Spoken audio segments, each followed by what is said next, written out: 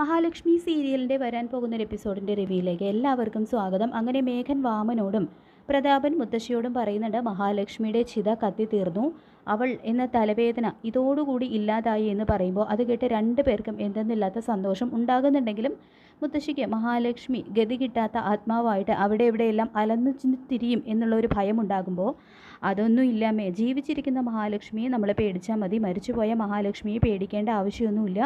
മാത്രമല്ല അവളെ കുളിച്ചിടുകയൊന്നുമല്ല ചെയ്തിരിക്കുന്നത്, അവളുടെ ചിത കൂട്ടി കത്തിക്കുകയല്ലേ ചെയ്തത്. എന്തൊക്കെയായാലും എനിക്കെൻ്റെ മോളുടെ സങ്കടം തീർത്തു കൊടുക്കാൻ പറ്റിയല്ലോ, അത് മതി. മേഘനാഥൻ നല്ല പയ്യനാണ്, ഇനി ഇതിൻ്റെ പേരിൽ കേസ് എന്തെങ്കിലും ഉണ്ടായാൽ തന്നെ അതൊക്കെ അവൻ നോക്കിക്കോളൂ എന്ന് പറയുന്നുണ്ട് കേട്ടോ. അതിനുശേഷം വാമൻ ചോദിക്കുന്നുണ്ട്, മഹാലക്ഷ്മി ഇത്ര സമയമായിട്ടും തിരികെ എത്താത്തത് കൊണ്ട് തന്നെ കണ്ണൻ എന്തായാലും പോലീസിൽ അറിയിച്ചു കാണും എന്ന് പറഞ്ഞ് ഭയപ്പെടുമ്പോൾ അങ്ങനെ പോലീസ് വരികയാണെങ്കിൽ ആ ഡ്രൈവറുടെ കൂടെ ഒളിച്ചോടിപ്പോയി എന്ന് പറഞ്ഞ് നമുക്ക് കഥയുണ്ടാക്കാം. അവരൊരുമിച്ച് യാത്ര ചെയ്യുന്നതിൻ്റെ CCTV ദൃശ്യങ്ങളൊക്കെ റോഡിൽ ഘടിപ്പിച്ചിരിക്കുന്ന ക്യാമറയിലൂടെ കാണാൻ പറ്റും. പിന്നെ മെയിൻ റോഡിൽ നിന്നും ഗോഡൗണിലേക്ക് പോകുന്ന ഭാഗത്തേക്ക് CCTV ഇല്ല.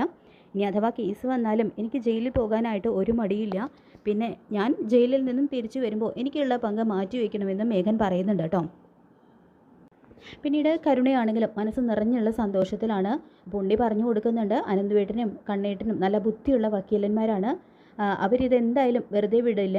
അന്വേഷണത്തിൻ്റെ ഭാഗമായിട്ട് പോലീസ് ഇവിടെ വന്നു കഴിഞ്ഞാൽ നമ്മൾ പുറമേ ഒന്നും സന്തോഷം ഭാവിക്കരുത്, അതുകൊണ്ട് എല്ലാം ഒന്ന് ആറ് തണിത്തിയിട്ട് മതി ആഘോഷങ്ങളൊക്കെ. നിൻ്റെ അച്ഛനും മേക്കേട്ടനും ഒക്കെ ചിത കത്തിക്കുന്നിടത്തേക്ക് പോവേണ്ടായിരുന്നു. സോഷ്യൽ മീഡിയയിൽ ഇത് വാർത്തയൊക്കെ വരും, സത്യങ്ങളൊക്കെ അറിഞ്ഞു കഴിഞ്ഞാൽ നാട്ടുകാർ നമ്മുടെ നേരെ കല്ലെറിയുന്നൊക്കെ പറയുമ്പോൾ അവളിനി ഒരിക്കലും തിരിച്ചു വരില്ല എന്ന് കരുതി പലതവണ നമ്മൾ സന്തോഷിച്ചതാണ്. പക്ഷേ അതിൻ്റെയൊക്കെ ആയുസ് മണിക്കൂറുകളിൽ പോലും ഉണ്ടായിരുന്നില്ല. അതുകൊണ്ട് അവൾ മരിച്ചു എന്ന് ഉറപ്പുവരുത്താൻ വേണ്ടിയിട്ടാണ് അച്ഛൻ അവിടേക്ക് പോയത്. എൻ്റെ വീട്ടിൽ വേലക്കാരിയെപ്പോലെ നിന്ന മഹാലക്ഷ്മിയെ അച്ഛൻ പോലും ഒരു ഘട്ടം എത്തിയപ്പോൾ പേടിക്കാൻ തുടങ്ങി. പക്ഷേ ഇന്ന് ഞാൻ എല്ലാ അർത്ഥത്തിലും അവളുടെ മുന്നിൽ ജയിച്ചു കഴിഞ്ഞു. അതുകൊണ്ട് തന്നെ ഇനി എന്ത് സംഭവിച്ചാലും എനിക്ക് ഭയമില്ല എന്ന് പറയുന്നുണ്ട് കേട്ടോ കരുണ. അതൊക്കെയാണെങ്കിലും ഒന്ന് കരുതിയിരിക്കുന്നത് നല്ലതാ കരുണയെന്ന് പറയുന്നുണ്ട് കേട്ടോ ഉണ്ണി. ഇതേ സമയം ദുർഗയും അവിടേക്ക് വന്നിട്ട്, ഇനി കണ്ണൻ ഹോസ്പിറ്റലിൽ നിന്നും തിരികെ വന്നു കഴിഞ്ഞാൽ അവൻ നമ്മളോടൊക്കെ ഏത് രീതിയിൽ പ്രതികരിക്കും എന്ന് പറയാൻ പറ്റില്ല. ഒരുപക്ഷെ നമ്മളെ ഇവിടെ നിന്നെല്ലാം ഇറക്കി വിടാനും സാധ്യതയുണ്ട്. അവന് നേരത്തെ തന്നെ നമ്മളെ സംശയമുണ്ട്. ഇനി അതെങ്ങാനും അവൻ പോലീസിനോട് പറയുമോ മോനെ എന്ന് ചോദിക്കുമ്പോൾ, പോലീസ് വന്ന് ചോദിച്ചാലും നമുക്കൊന്നും അറിയില്ല എന്ന് തന്നെ പറയണം. എന്ത് വന്നാലും മേഘേട്ടനും കരുണയുടെ അച്ഛനും അതൊക്കെ നോക്കിക്കോളുമെന്നും ഉണ്ണി പറയുന്നുണ്ട് കേട്ടോ. പിന്നീട് മേഘൻ മുറിയിലെത്തുമ്പോൾ മഞ്ജു നല്ല ഉറക്കത്തിലാണ്. എന്നിട്ട് മഞ്ജുവിനെ വിളിച്ചെണീപ്പിക്കാൻ, എടി മഞ്ജു, നീ ഇങ്ങനെ ഉറങ്ങാതെ, നിനക്ക് നല്ല സന്തോഷം തരുന്ന ഒരു വാർത്തയും കൊണ്ടാണ് ഞാൻ വന്നിരിക്കുന്നത്.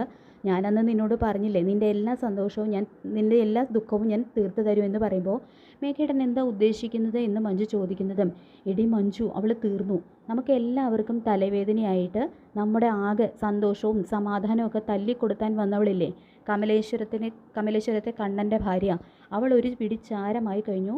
അവളുടെ പട്ടട കത്തിത്തീരുന്നത് കണ്ടിട്ടുള്ള വരവാണെന്ന് മേഘൻ പറയുന്നുണ്ട് കേട്ടോ. അപ്പോൾ മഞ്ജു ആണെങ്കിൽ അതെല്ലാം കേട്ട് ഭയപ്പെടുന്നുണ്ട്. ശേഷം ഇയാളെ ഏട്ടത്തിയെ കൊന്നു കളഞ്ഞോ? ഇല്ല, ഏട്ടത്തിക്കും ഏട്ടനും ഒന്നും സംഭവിക്കില്ല, അവർ നല്ല മനസ്സുള്ളവരാണ്, ദൈവമായിട്ടാണ് അവരെ കൂട്ടി യോജിപ്പിച്ചിരിക്കുന്നത്, ഏട്ടത്തിക്ക് ഒന്നും സംഭവിച്ചു കാണില്ല എന്ന് തന്നെ വിശ്വസിക്കുകയാണ് കേട്ടോ മഞ്ജു. ശേഷം മേഘനാണെങ്കിൽ മഹാലക്ഷ്മി എന്ന ചാപ്റ്റർ എന്നേക്കുമായിട്ട് തീർന്നു എന്നുള്ള ഒരു സന്തോഷം കൊണ്ട് മതിമറക്കുന്നുണ്ട്. പിറ്റേന്ന് തന്നെ പ്രതാപനെ കാണാനായിട്ട് കരുണ എത്തുന്നുണ്ട് കേട്ടോ. അമ്മ ഇത് വല്ലതും അറിഞ്ഞു വെച്ചെന്ന് കരുണ ചോദിക്കുമ്പോൾ, ഇല്ല മോളെ, അവളുടെ മൂത്ത മോളെ വിളിച്ചിട്ട് ഇതുവരെ കിട്ടുന്നില്ല എന്നൊക്കെ പറയുന്നുണ്ടായിരുന്നു.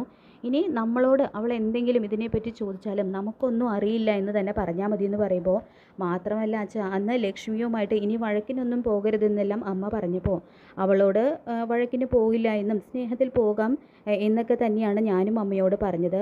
അതുകൊണ്ട് അവളെ കാണാതായതിൻ്റെ പേരിൽ നമ്മളാണെന്ന് അമ്മ ഒരിക്കലും സംശയിക്കാൻ പോകുന്നില്ല എന്ന് കരുണ പറയുന്നുണ്ട് കേട്ടോ. അപ്പോൾ ഇതിനിടയിൽ കയറി മുത്തശ്ശിയും പറയുന്നുണ്ട്, എന്തായാലും അവൾ ഇതോടുകൂടി ഒന്ന് അടങ്ങും. അവളുടെ മോള് കമലേശ്വരത്തെ മഹാറാണിയായി എന്നൊരു പറഞ്ഞുകൊണ്ട് എന്തൊരു ഇളക്കായിരുന്നു അവൾക്ക്. ഇതോടുകൂടി അവളുടെ എല്ലാ അഹങ്കാരവും തീർന്നു കിട്ടുമെന്ന് മുത്തശ്ശിയും പറയുന്നുണ്ട്.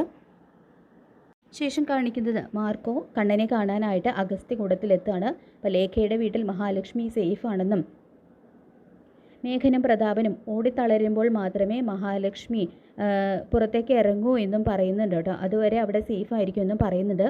വലിയൊരു ചതിയാണ് സാറേ നടന്നത് എന്ന് മാർക്കോ പറയുമ്പോൾ മാർക്കോയുടെ എത്ര നന്ദി പറഞ്ഞാലും മതിയാകില്ല. ഞാനും മഹിയും മാർക്കോയുടെ എന്നും കടപ്പാടുള്ളവരായിരിക്കുമെന്ന് കണ്ണൻ പറയുന്നുണ്ട് കേട്ടോ. ഇതിപ്പോൾ എത്ര തവണയായി കണ്ണനെയും മഹിയെയും ഇല്ലാതാക്കാനായിട്ട് അവർ ശ്രമിക്കുന്നു. അന്ന് ഇവിടെ വന്ന് നിന്നെ കൊല്ലാനായിട്ട് വാടക കൊലയാളികളെ അയച്ചതും മേഘനാഥനും പ്രതാപനും കൂടി ആയിരിക്കുമെന്നുള്ള സംശയമൊക്കെ അനന്തു പറയുമ്പോൾ അതിലിനി സംശയിക്കേണ്ട കാര്യം ഒന്നുമില്ല അനന്തു. വിഷപ്പാമ്പുകളെയാണ് ഞാൻ ഇത്രയും കാലം സംരക്ഷണം കൊടുത്തത്.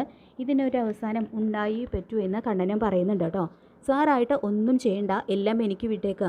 ഇതിന് മുന്നിൽ പ്രവർത്തിച്ച മേഘനയും പ്രതാപനും നെട്ടോട്ട് ഓടുന്നത് സാറ് കണ്ടോ?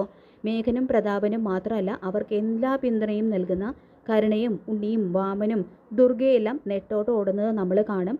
അങ്ങനെ ഓടിത്തളർന്ന് ഒരു ദിവസം അവരുടെ മുന്നിലേക്ക് മഹാലക്ഷ്മി കടന്നു ചെല്ലും. ഇനി ഒരു പെണ്ണിനോടും അവരിങ്ങനെ ചെയ്യാനായിട്ട് ധൈര്യം കാണിക്കരുത് എന്നും പറയുന്നുണ്ട് കേട്ടോ മാർക്കോ. അപ്പോൾ മാർക്കോയുടെ മനസ്സിലെ പ്ലാൻ എന്താണെന്ന് അനന്ത് ചോദിക്കുമ്പോൾ കണ്ണൻ സാർ ആദ്യം മഹാലക്ഷ്മിയെ കാണാനില്ല എന്ന് കാണിച്ച് പോലീസിൽ ഒരു കംപ്ലൈൻറ്റ് കൊടുക്കണം, ബാക്കിയൊക്കെ ഞാൻ ഏറ്റു. അതുമാത്രമല്ല മഹാലക്ഷ്മിയെ പ്രതാപനും മേഘനും ചേർന്ന് കൊല്ലാൻ പ്ലാൻ ചെയ്തിട്ടുണ്ട്.